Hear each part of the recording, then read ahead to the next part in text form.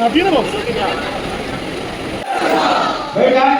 और कार्यक्रम के जो अध्यक्षता कर रहे हैं माननीय श्री गजेंद्र मांझी जी, वो एक प्रस्ताव है उनका जो वो आप लोग के बीच पढ़ेंगे, उसके बाद कार्यक्रम को हम लोग शुरुआत करेंगे। दशरथ मांझी जयंती का माह है। इधर देखिएगा।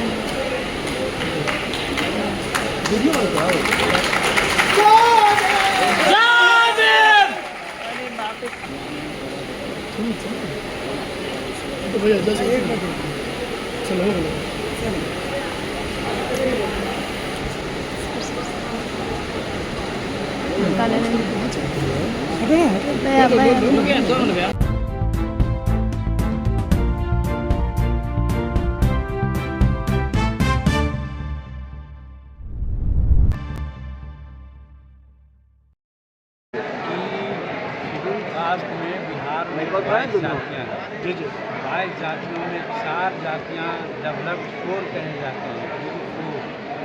उनके अलावा 18 जातियाँ यहाँ हैं जिनकी साक्षरता दर 20% से नीचे शैक्षणिक दृष्टिकोण से सबसे कमज़ोर है। हम लोगों की मांग है कि शैक्षणिक दृष्टिकोण से कमज़ोर है जिसका सजेशन सुप्रीम कोर्ट ने भी दिया है कि राज्य सरकार चाहे तो उन लोगों का वर्गीकरण कर ले। अभी वर्गीकरण करने के लिए हमने मांग किया है, नेताओं ने भी बात की है, हम भी कहते हैं कि वर्गीकरण जात का रहा तो नहीं कीजिए, लेकिन आप शैक्षणिक आधार पर आप कीजिए। जो सबसे कमज़ोर लोग हैं उसका पैरामीटर बताया है 20% तक जिनकी साक्षरता दर है, वैसे लोगों को आप अलग शेड्यूल कास्ट में रखिए और इनके लिए अलग व्यवस्था कीजिए। जात के नाम पर लोग कहते हैं कि जाति करके लोग दोबारा करना चाहते हैं, तो हम जाति का लाभ नहीं करते हैं। क्योंकि अम्बेडकर साहब ने कहा शैक्षणिक अम्बेडकर साहब लोग हैं, इसीलिए अम्बेडकर साहब के आधार पर ही कहते हैं कि 20% तक जिनकी जनसंख्या उन लोगों को 1% से 20% तक जितनी जनसंख्या हो उसी के अनुपात में हमको आप आरक्षण सुप्रीम कोर्ट के द्वारा जो आरक्षण के लिए आप लोग आवाज उठा रहे थे, आप लोग खुश हैं? सुप्रीम कोर्ट ने जो भी आदेश दिया है उसे लेकर के आप लोग कह रहे हैं कि सुप्रीम कोर्ट का जो आदेश है वो बहुत अच्छा है। क्या लग रहा है कि आगे जो आप लोग यहाँ पे बैठे हुए हैं आज अनुसूचित जनजाति और जाति मोर्चा के द्वारा? देखिए, जो सुप्रीम कोर्ट का जो आदेश है उसको हम लोग मान रहे हैं।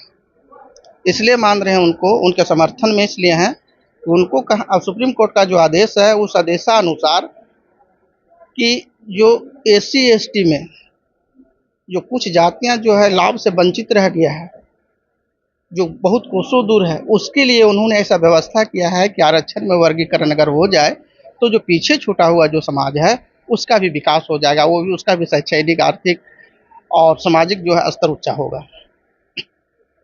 किस तरह का क्या क्या मांग थी आप लोगों से जो सरकार ये सुप्रीम कोर्ट के द्वारा आदेश है, अब लग रहा है कि वो पूरी हो जाएगी? हम तो बिहार सरकार से ये मांग करते हैं कि हम लोग यहाँ 22 जातियाँ हैं, अब 22 जाति में जो है कि 4 जातियाँ जो है आगे बढ़ चुके हैं सारी चीज़ से, चाहे वो शैक्षणिक हो, आर्थिक हो, पॉलिटिशियन हो, और ये जो 18 जो जातियाँ हम लोग हैं, ये 18 जातियाँ हम लोग जो है पीछे रह गए हैं। इसलिए इसको जो है आरक्षण को वर्गीकरण करके हम लोग 18 जातियों को लागू किया जाए बिहार में, ताकि इस समाज का भी विकास हो सके। आप लोगों की मांग है कि जो आरक्षण मिला, आरक्षण के अंदर आरक्षण की मांग आप लोग कर रहे हैं, तो ये किस तरह से पूरा होगा?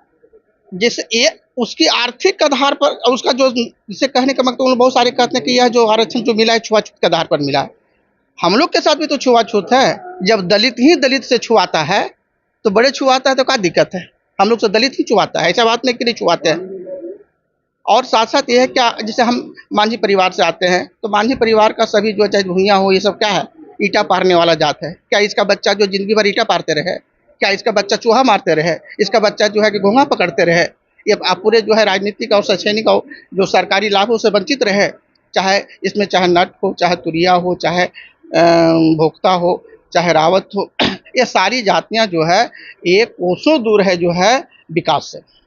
आज जीतन राम मांझी जी ने आप लोगों से जो भी कहा, क्या लग रहा है, उससे आश्वस्त हैं आप लोग? हाँ, आश्वस्त है। उनके आदेश जो है, उनके द्वारा जो दिशा निर्देश हम लोग को दिया जा रहा है, वो सुप्रीम कोर्ट के निर्देशानुसार कह रहे हैं, या न कि अपने से कह रहे हैं। जो सरकार जो निर्णय जो लिए है, 7 जज का जो जजमेंट जो आया है, उसमें जो है क्रिमिनल ईयर का चर्चा नहीं है।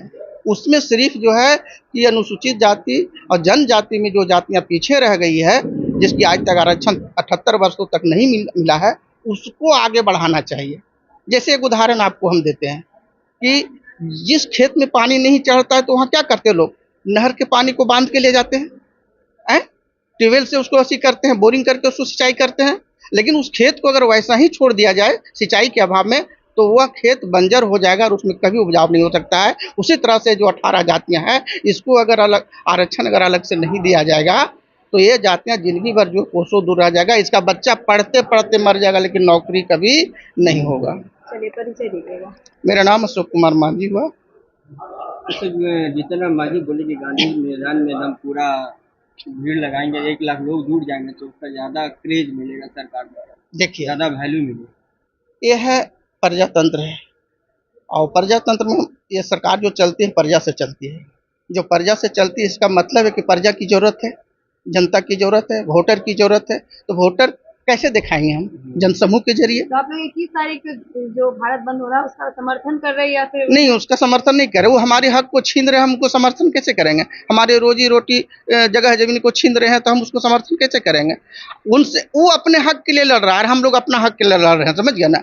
हम उनसे हमको कोई उनसे कोई दुश्मनी नहीं है, कोई विरोध नहीं है। वो भी अपना हक अधिकार के लड़ रहा है और हम भी अपना हक अधिकार के लिए लड़ रहे हैं। हम लोग 4 भाई हैं, चारों भाई का हिस्सा बराबर होना चाहिए कि नहीं? अगर कोई भाई अगर मेरा जमीन को कब्जा लिया है या रख लिया है कि नहीं, तो उसे हिस्सा मांगेंगे। अगर हिस्सा जब नहीं देता है भाई, तो हम लोग गांव में क्या करते हैं? पंचायत बैठाते हैं, 10 आदमी को बुलाते हैं, पंचायत जो है उसका फैसला देता है कि नहीं भाई इसका यहाँ का अधिकार है। तो यहाँ है राजनीति कैसी है, कोर्ट की मामला है। तो हम लोग नहीं ले पाए अपने से, हमको सुप्रीम कोर्ट दिया है कि नहीं, गरीबों इस गरीब को मिलना चाहिए। अगर इसको नहीं मिलेगा तो ये वंचित रह जाएगी।